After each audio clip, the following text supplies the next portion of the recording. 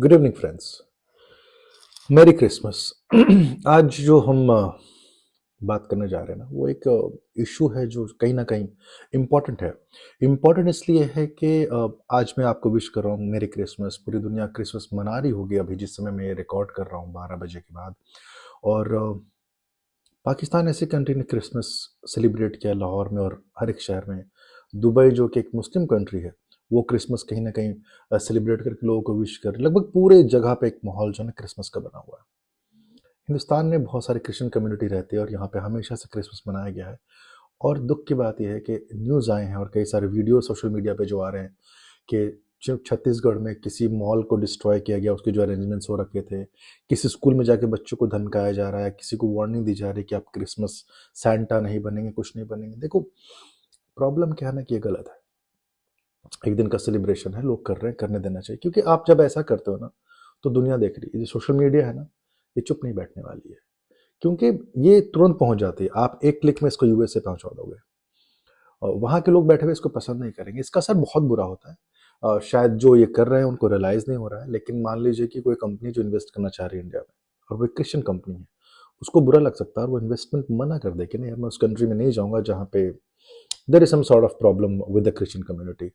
तो आप जो करने वाले हो ना, आपको लग रहा है कि आप बहुत अच्छा कर रहे हो, आप संस्कृति बचा रहे हो, कुछ कर रहे हो, बट यार संस्कृति तो मिलजुल के बनती है ना। कि आप एक को अगर रोकोगे तो फिर वो फायदा नहीं है। जो गार्डन होता है ना, उसमें बहुत सारे फूल हो तो अच्छे लगते हैं, आप एक फूल रखोगे मजा नहीं आएगा।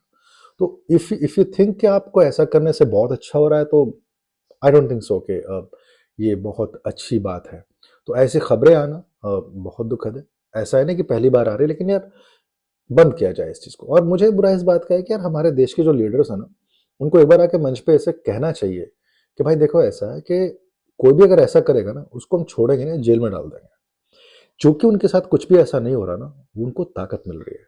मान लो कल को अगर देश का मुख्यमंत्री, नेता, एसपी, डीएसपी जो भी है, डीएम है, वो अगर आके ये बात कहता है कि देखो भाई, अगर मैंने देख लिया किसी को भी, किसी के ईद को डिस्टर्ब करते हुए, किसी के दिवाली को डिस्टर्ब करते हुए, किसी के होली को डिस्टर्ब करते हुए, किसी के क्रिसमस के, लोहड़ी को, तो आप फिर अच्छी बात नहीं होगी, आप फिर जेल में जाओगे। आप जिस दिन इनको पकड़ के जेल में डाल दोगे ना, या उनको सजा दोगे, फिर ये दोबारा नहीं करेंगे। लेकिन हो क्या रहा है कि जब ये चीजें नहीं होती हैं, तो फिर प्रॉब्लम होती है।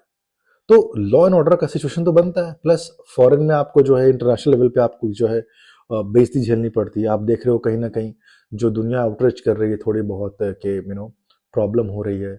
मत करो यार। एक तो थोड़ा सा ना हमें अपने आप को डेवलप करना चाहिए कि देखो यार, हम एक ऐसी कंट्री जहाँ पे हर धर्म के लोग रहते हैं। आप उन्हें पसंद करो ना करो, ये एक पर्सनल चॉइस हो सकती है, लेकिन आप उसका रहना, सेलिब्रेट करना मना नहीं कर सकते हो। The least you can do is यार, जैसे मैं हूँ, मुझे मान लीजिए कोई चीज़ पसंद नहीं, तो मैं कहूँगा यार देख, मेरा उसमें फेथ नहीं है, बट अगर आप एंजॉय कर रहे हो तो प्लीज आप एंजॉय करो, क्योंकि आपका हक है। The least you can do is give them space. अगर आपको पसंद नहीं आ रहा है किसी की कोई बात, लेकिन आप उसको अपने चीजें इंपोज नहीं कर सकते हो। क्योंकि अगर आप ऐसा इंपोज कर रहे हो, तो आप एक बात मानो कि मैं किसी को जबरदस्ती जाके कह सकता हूँ कि तुम अल्लाह अकबर बोलो, है ना, ओ लॉर्ड जीसस बोलो, जय श्री राम बोलो, लेकिन वो मन से नहीं कह रहा।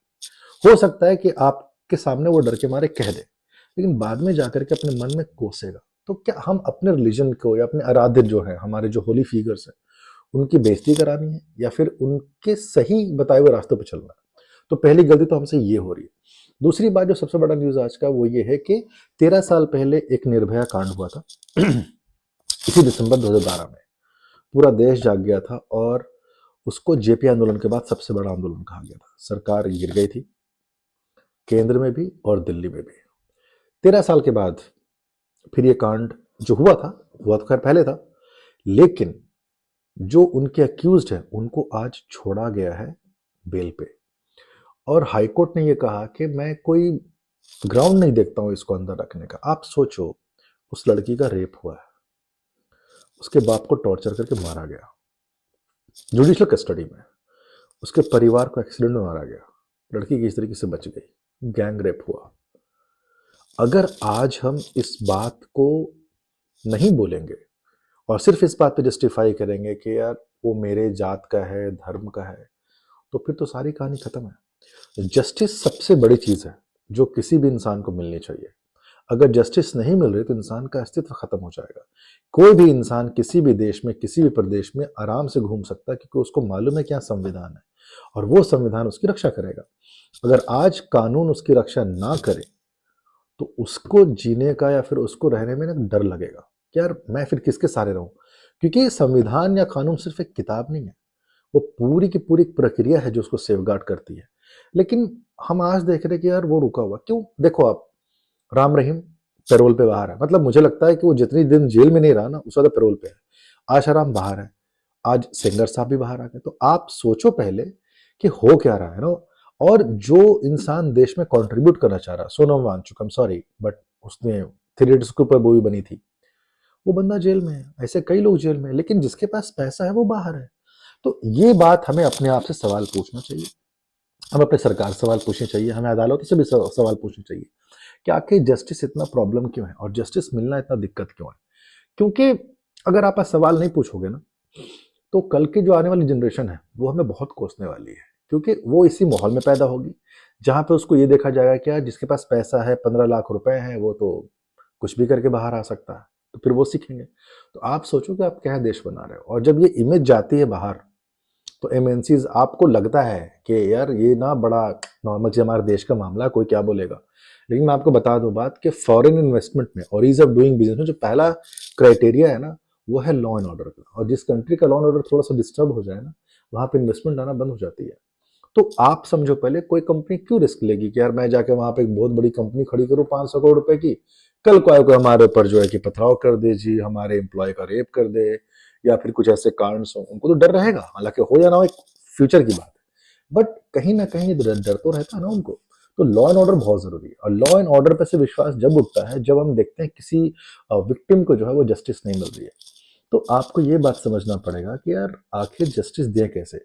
जस्टिस दिलाना सिर्फ कोर्ट का काम नहीं है, पुलिस का काम नहीं है, सरकार का काम नहीं है। जस्टिस दिलाना इक्वली हमारी भी रिस्पॉन्सिबिलिटी। तो हम क्या करें, हम आवाज उठाएं, कम से कम बोले देखो हमारी आवाज पहुंची सरकार तक और अरावली बच गई। सरकार ने आज नोटिस निकाला कि जो अरावली है वो सेफ है, उसमें कोई भी माइनिंग के अलाउड नहीं होंगे।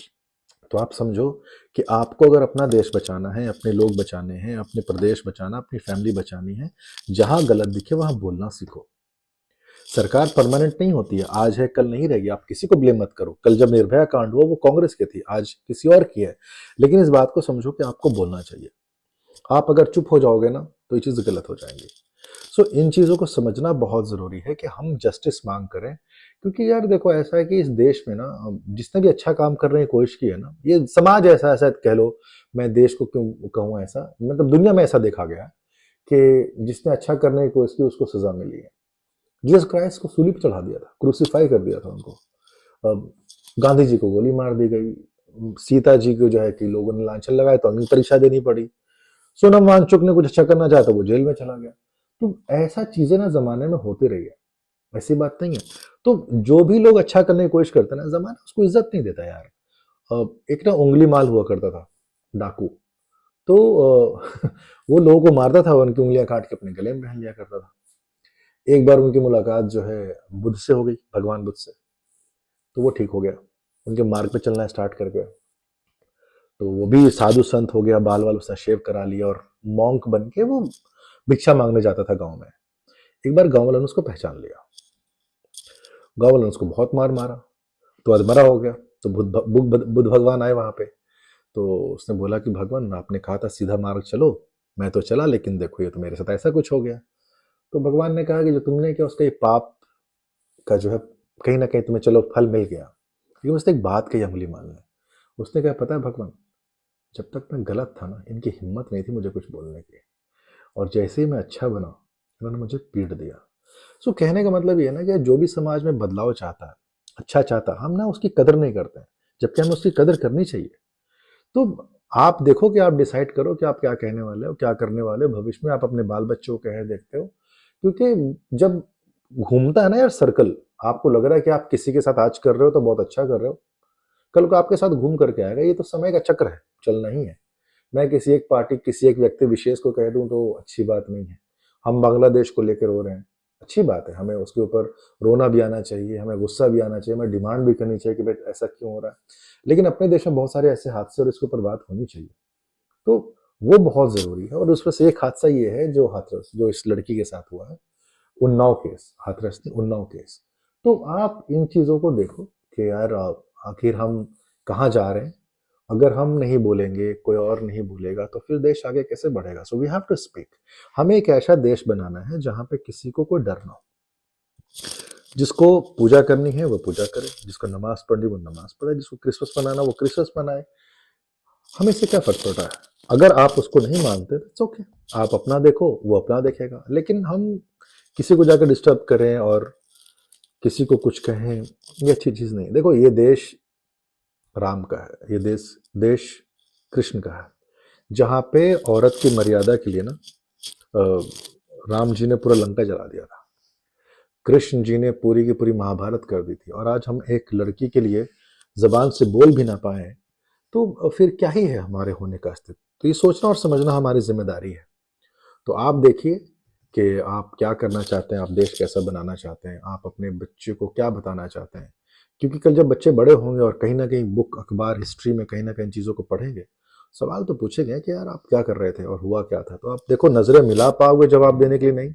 ये सोच के आपको अपनी जिंदगी बितानी है, तो बेहतर ये कि हक के लिए बोला जाए। क्योंकि कोई भी परमानेंट नहीं है। आप जिससे डर रहे हो, जिससे प्यार कर रहे हो, जिससे गले मिल रहे हो, जिसके साथ खा रहे हो, कोई भी जिंदगी में नहीं रहने वाला है। आपको मर के जाना है, आपको अपने हिसाब खुद लेके जाने हैं। तो बेहतर ये है कि आप कुछ अच्छा ही कर लो। ठीक है? Anyways, once again, merry Christmas, have a good time.